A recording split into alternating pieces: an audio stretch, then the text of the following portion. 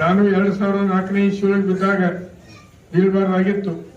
ಅವಾಗ ನಾನು ಸುಮ್ ಕೂಡಿಲ್ಲ. ಈ 21 ವರ್ಷದಿಂದ ಇದನ್ನ ಮಾಡೀನಿ.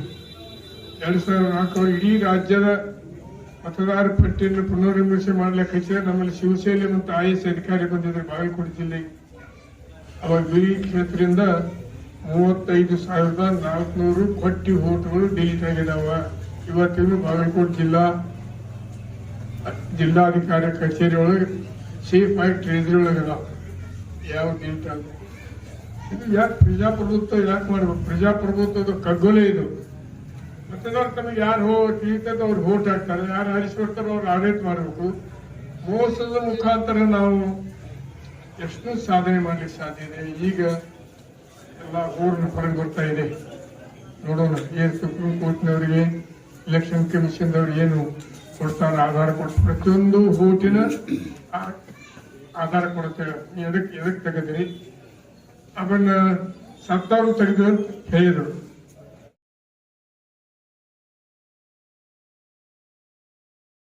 ಚುನಾವಣೆ ಅದು ಅಲ್ರಿ. ಹರಿಯಾಣ, ಮಹಾರಾಷ್ಟ್ರ, ರಾಜಸ್ಥಾನ ಹೆಂಗ ಆರಿಸಿ ಬಂದಾರೆ. ಇಲ್ಲಿ ಮಹಾರಾಷ್ಟ್ರದೊಳಗೆ 75 ಲಕ್ಷ ಹೆಚ್ಚು ಮತದಾರರನ್ನ ಶೇಷಾರ ಅಂತ ತಿಳ್ಕೊಂಡು ಕಡಿಮೆ ತೆಗೆದುದು ಬೇರೆ, ಹೆಚ್ಚು ಮತದಾನ ಆಗಿದೆ ಅಂತ ತಿಳ್ಕೊಂಡು ಕೋರ್ಟ್ನೊಳಗೆ ಕೇಸ್ ಹಾಕಿದ್ದಾರೆ. 75 ಲಕ್ಷ ಹೆಚ್ಚಿಗೆ ಮತದಾರ.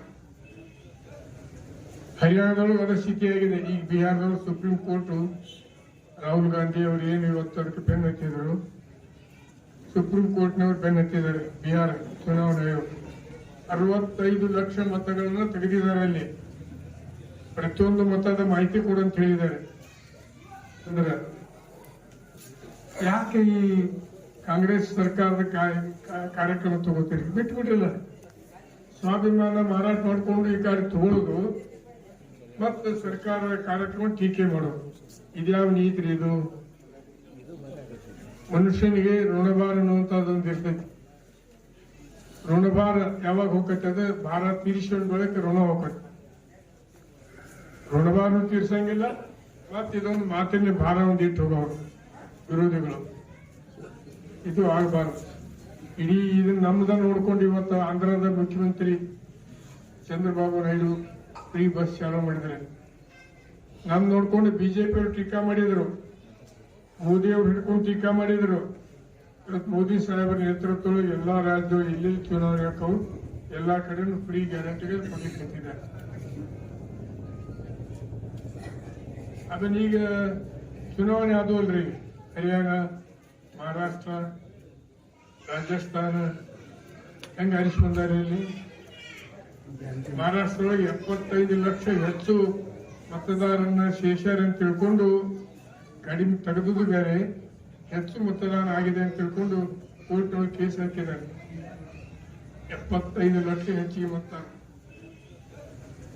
ಹರಿಯಾಣದೊಳಗೆ ಅದರ ಸ್ಥಿತಿಯಾಗಿದೆ. ಈಗ ಬಿಹಾರದೊಳಗೆ ಸುಪ್ರೀಂ ಕೋರ್ಟ್ ರಾಹುಲ್ ಗಾಂಧಿ ಅವರು ಏನು ಇವತ್ತು ಅದಕ್ಕೆ ಬೆನ್ ಹತ್ತಿದ್ರು, ಸುಪ್ರೀಂ ಕೋರ್ಟ್ನವರು ಬೆನ್ ಹತ್ತಿದ್ದಾರೆ. ಬಿಹಾರ ಚುನಾವಣಾ ಆಯೋಗ 65 ಲಕ್ಷ ಮತಗಳನ್ನ ತೆಗೆದಿದ್ದಾರೆ. ಅಲ್ಲಿ ಪ್ರತಿಯೊಂದು ಮತದ ಮಾಹಿತಿ ಕೊಡು ಅಂತ ಹೇಳಿದ್ದಾರೆ.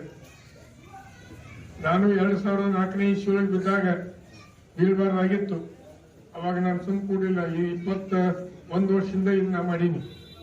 2004 ಇಡೀ ರಾಜ್ಯದ ಮತದಾರ ಪಟ್ಟಿಯನ್ನು ಪುನರ್ವಿಮರ್ಶೆ ಮಾಡ್ಲಿಕ್ಕೆ ಹಚ್ಚಿದ್ರೆ ನಮ್ಮಲ್ಲಿ ಶಿವಸೇನೆ ಮತ್ತು IAS ಅಧಿಕಾರಿ ಬಂದಿದ್ದಾರೆ ಬಾಗಲಕೋಟೆ ಜಿಲ್ಲೆಗೆ. ಅವಾಗ ಬಿಳಿ ಕ್ಷೇತ್ರದಿಂದ 35,400 ಕೊಟ್ಟಿ ಓಟ್ಗಳು ಡಿಲೀಟ್ ಆಗಿದಾವ. ಇವತ್ತಿಗೂ ಬಾಗಲಕೋಟೆ ಜಿಲ್ಲಾಧಿಕಾರಿ ಕಚೇರಿ ಒಳಗೆ ಸೇಫ್ ಆಗಿ ಟ್ರೇಜರಿ ಒಳಗದ ಯಾವ ಡಿಲೀಟ್ ಆಗ. ಇದು ಯಾಕೆ ಪ್ರಜಾಪ್ರಭುತ್ವ ಯಾಕೆ ಮಾಡ್ಬೇಕು? ಪ್ರಜಾಪ್ರಭುತ್ವದ ಕಗ್ಗೊಲೆ ಇದು. ಮತದಾರ ತಮಗೆ ಯಾರು ತಿಳಿತದ ಅವ್ರು ವೋಟ್ ಹಾಕ್ತಾರೆ, ಯಾರು ಆರಿಸ್ಕೊಡ್ತಾರೋ ಅವ್ರು ಆಡಳಿತ ಮಾಡಬೇಕು. ಮೋಸದ ಮುಖಾಂತರ ನಾವು ಎಷ್ಟು ಸಾಧನೆ ಮಾಡ್ಲಿಕ್ಕೆ ಸಾಧ್ಯ ಇದೆ. ಈಗ ಎಲ್ಲ ಊರಿನ ಹೊರಗೆ ಬರ್ತಾ ಇದೆ.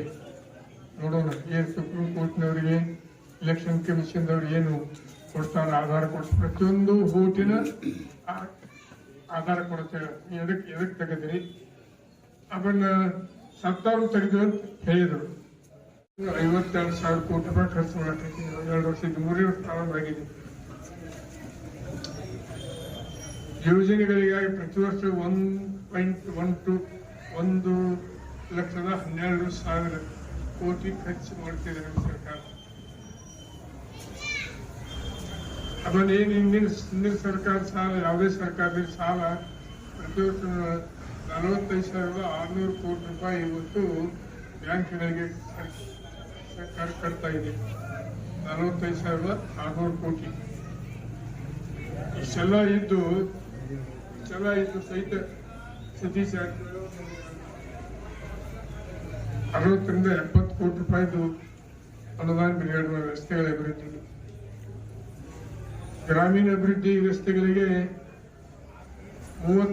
ಪ್ರತಿಯೊಂದು ಕ್ಷೇತ್ರಕ್ಕೆ 37 ಕಿಲೋಮೀಟರ್ ರಸ್ತೆ, ಅಂದ್ರೆ 22 ಕೋಟಿ ರೂಪಾಯಿದು ಈಗಾಗಲೇ ನಾವು ಅಂದಾಜು ಪತ್ರಗಳನ್ನು ಕೊಟ್ಟಿದ್ದೀವಿ. ಅವು ಬೇಗನೆ ಪ್ರಾರಂಭ ಆಗ್ತವೆ.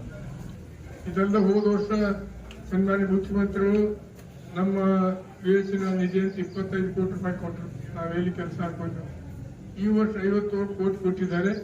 50 ಕೋಟಿ ಸಹಿತ ಎಲ್ಲ ಅಂದಾಜು ಪತ್ರಿಕೆ ಮುಖ್ಯಮಂತ್ರಿಗೆ ಸಬ್ಮಿಟ್ ಮಾಡಿದ್ದೀವಿ. ರಾಕಿರ್ಲಿಕ್ಕೆ ಇವನ್ನೆಲ್ಲ ಹೆಂಗೆ ಮಾಡಕ್ಕಾಗ್ತೈತೆ?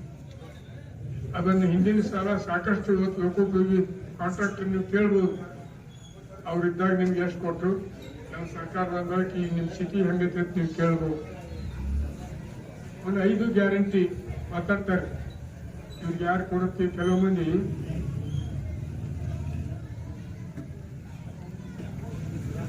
ಮುಂಚೂಣಿ ಒಳಗೆ ಯಾರು ತಗೋತಾರ?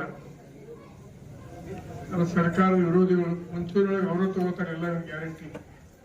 ಮತ್ತು ಬಸ್ಸಿನ ಅಗತ್ಯ ನಾವು ಸಿದ್ದರಾಮಯ್ಯನವ್ರು ಕೂಡ ತೆಗಿದ್ವೇನ್ರಿ? ನಾವಾಗ ಮಣಿಮಠ ಹೋಗಿದ್ವೇನ್ರಿ? ಊರು ಸದೃಢವಾಗಿರ್ಬೇಕಂದ್ರೆ 2 ಸಂಸ್ಥೆಗಳು ಸದೃಢವಾಗಿದ್ದಾಗ ಮಾತ್ರ. ಒಂದು ಗ್ರಾಮ ಪಂಚಾಯಿತಿ, ಒಂದು ಸಹಕಾರಿ ಪ್ರಾಥಮಿಕ ಕೃಷಿ ಪತ್ತಿನ ಸಹಕಾರಿ ಸಂಸ್ಥೆ.